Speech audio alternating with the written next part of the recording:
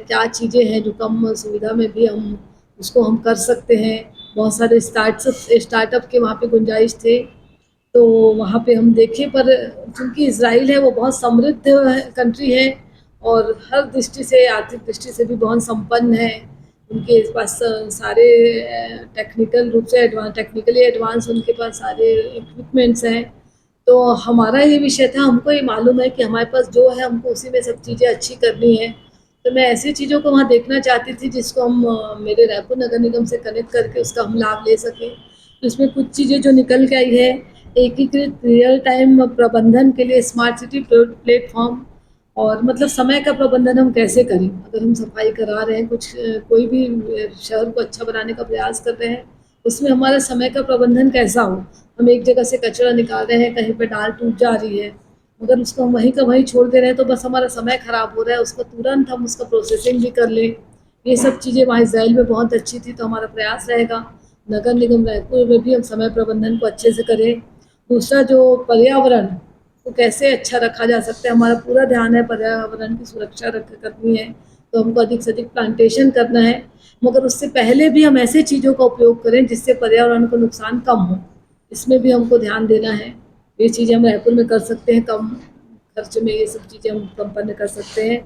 दूसरा, पारदर्शिता और उत्तरदायित्व बढ़ाने के लिए नागरिक का सहभागिता है, मतलब ऐसा ऐप हम करें, ऐसा ऐप लाएं जिससे अगर पब्लिक को कोई भी अगर दिक्कत हो रही है तो वो सीधे संबंधित अधिकारी को अप्रोच कर सके उस ऐप के माध्यम से। रास्ते में जैसे कहीं भी आपको एक पेड़ गिरा दिख रहा है, उसकी टहनियाँ तोड़ के उसी जगह पे रख दी गई है, तो आप देखो तो आपके पास ऐसा ऐप रहे कि आप तुरंत उसमें जो अधिकारी इसके लिए जिम्मेदार है, जो इसको कर सकता है, उसको आप तुरंत कनेक्ट हो जाओ और उनकी जानकारी में दे दो। ऐसा ऐप भी, ये भी बहुत कठिन नहीं होगा, कम खर्चे में संभव हो सकता है। ये सब चीज़ें, इसके अलावा जो इसराइल है वो लगातार युद्ध में है। युद्ध की विभीषिका के दौरान कैसे लोग जी पाते हैं, कैसे सामान्य जीवन जी पाते हैं, और कैसे जो पब्लिक है उनको भी कैसे वो कनेक्ट करते हैं, विपरीत परिस्थितियों में काम करना, ये इजराइल का एक अच्छा उदाहरण हो सकता है कि हम भी विपरीत परिस्थितियों में कैसे काम करें। ये सब हम वहाँ देख कर रहे हैं।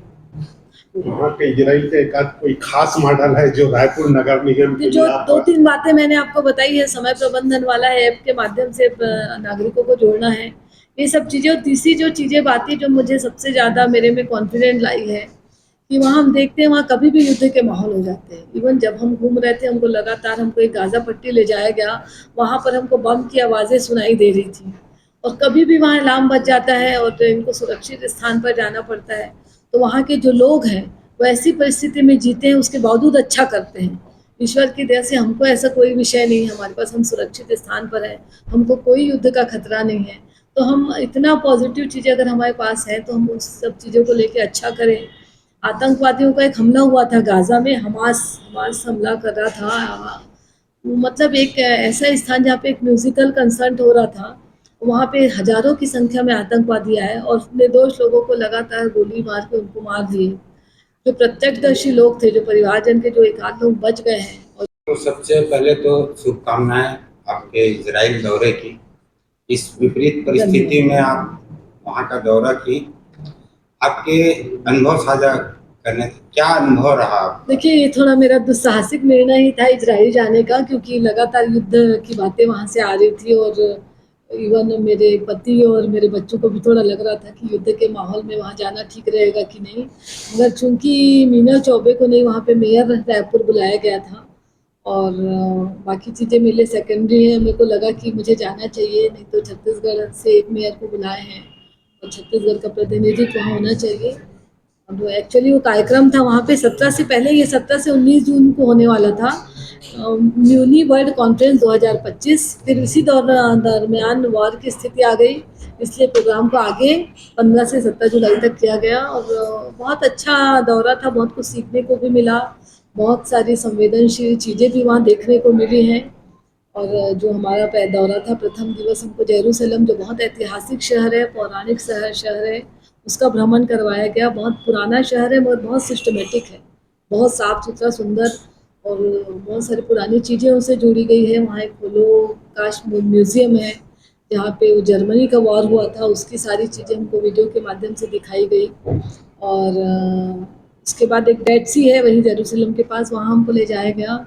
अच्छा अनुभव था दोनों जगह का। उसके बाद मेन जो मुख्य जो हमारा कार्यक्रम था जिसके लिए हमको इजराइल की एम्बेसी ने वहाँ पे बुलाया था, वो म्यूनी वर्ल्ड कॉन्फ्रेंस था।